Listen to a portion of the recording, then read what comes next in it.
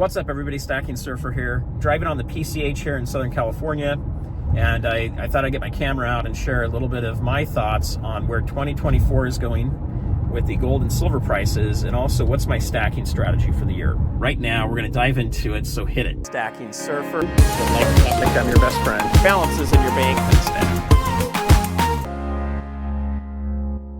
So what I want to tell you guys is, I think 2024 is going to be a great year for gold and silver. I honestly think we're going to see prices go up.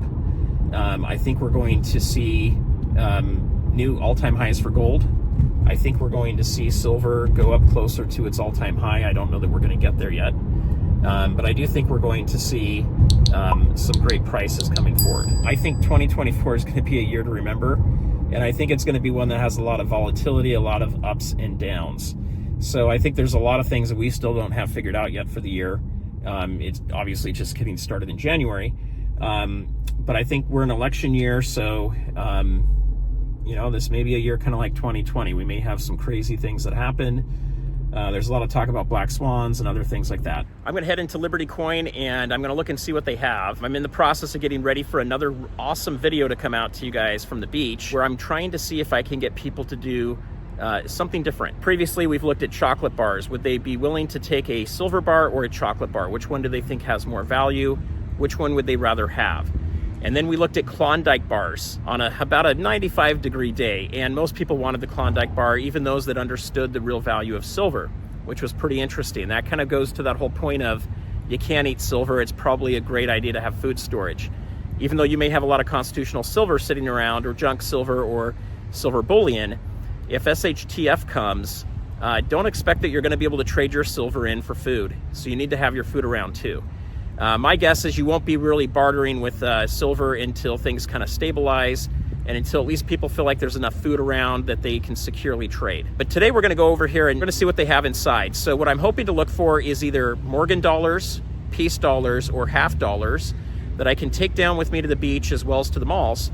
And what I'm hoping to be able to do is see if I can trade them for fiat. All right, so I went inside. I was able to pick up some great coins. I'm going to show you those in just a second here. But it was a little too crowded in there. Didn't have a great place to set up to really go through the coins and do the filming. Just following up here in the car. Anyway, I got some good deals. I believe that I got a good price for what I picked up. I love coming to Liberty Coins. It's a great coin store if you're local here. And for me, one of the rules with them I like to do is I always like to bring cash with me when I'm coming to a local coin store. Sometimes you can get better deals. I picked up some great coins here that are in really good condition for one of the videos I'm going to be doing here soon, so check that out. I am going to be seeing if I can sell these half dollars for $10, which is a little bit over my cost, not too much over my cost, but I'm going to see if I can sell these half dollars, which are 1964 Kennedys, and these are 90% silver. Will they understand that these half dollars are worth more than a $10 bill?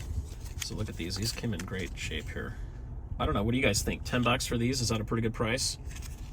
It was a little bit less than $10 each, and that included any kind of sales tax here in California. Look at that. So we got 10 of these guys. I almost don't want to do this. I really don't want the fake fiat dollars. So that's what I picked up. Some great half dollars, some Kennedy 1964s, 90% silver.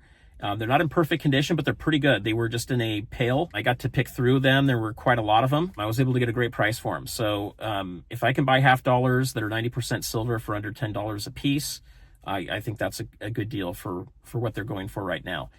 Some of you may be able to pick up more bulk and get better pricing. I know I can, but I also like to help my local store out when I can and when I happen to be in town. What I want to share with you guys just as the last bit of this is I do think constitutional silver, some of you guys will call it junk. I don't like that term because it kind of makes it sound like it's just throwaway silver or silver that can be melted down.